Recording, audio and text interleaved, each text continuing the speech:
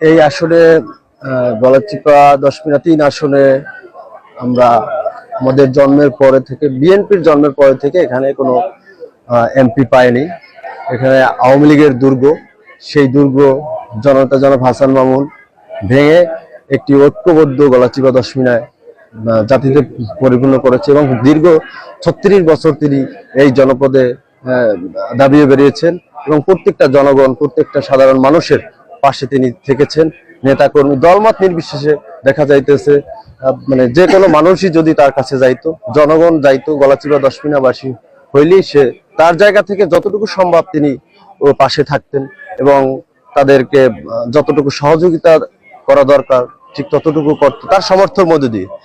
বর্তমানে আমরা শুনেছি তথাকথিত এরশাদের উত্তরসূরি নুরুল হক নূর, তিনি বিভিন্ন সময় বিভিন্ন কথা বলেছেন যে 2-4টা আসনে আমরা সমঝোতায় যাব না, কিন্তু গতকালকে শুনি সে 2টি আসনই বিক্রি হয়ে গেছেন, সমঝোতায় চলে গেছেন। কাজেই এই এরশাদকে আমরা চাই না। আর এই জনপদের বিএনপির তৃণমূলের পর্যায়ে থেকে একেবারে উপজেলা পর্যায়ের কোনো নেতাকর্মী তাকে পছন্দ করে না। ইতিমধ্যে আপনারা দেখেছেন তিনি আমাদের বিএনপি অফিস চর বিশ্বাসে ভাঙচুর চালিয়েছেন এবং বিএনপি নেতাকর্মীদেরকে বিভিন্নভাবে তিনি হয়রানি করেছেন এবং আওয়ামী লীগ প্রশ্রয় দিয়ে তাদেরকে পদ পদবি দিয়ে তাদেরকে দিয়ে বিএনপিকে হয়রানি করছে। এই 17 বছরে তারা জেল জুলুম অত্যাচার নির্যাতন সহ্য করে সেই আওয়ামী লীগ দ্বারা যদি এখনো নির্যাতিত হয়, সেই রকম নূরের সাথে কেন্দ্রীয় টিম সমঝোতায় যেতে পারে। হ্যাঁ, আমরা তৃণমূল যাব না। আমাদের তৃণমূলের প্রার্থী জনতা জনাব হাসান মামুন, আমাদের মার্কাই হাসান মামুন।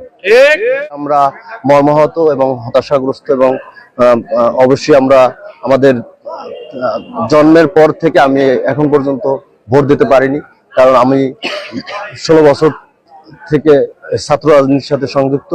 আর আমি যখন ছাত্র রাজনীতির সাথে আমি ভোটার হওয়ার পরপরই আওয়ামী লীগের আধিপত্য, আওয়ামী লীগ সরকার ক্ষমতায়, আমার আসলে ভোট দেওয়ার সুযোগ হয়নি। বর্তমান নতুন প্রজন্ম কারোই ভোট দেওয়ার সুযোগ হয়নি। তবে আমরা দীর্ঘ প্রতীক্ষা এবং আশা ছিল যে আমরা ধানের শীষ মার্কায় ভোট দেব, এটা এই আশা নিয়ে আমরা সকলেই আশ্বস্ত ছিলাম, কিন্তু আসলে সেটা হয় নাই।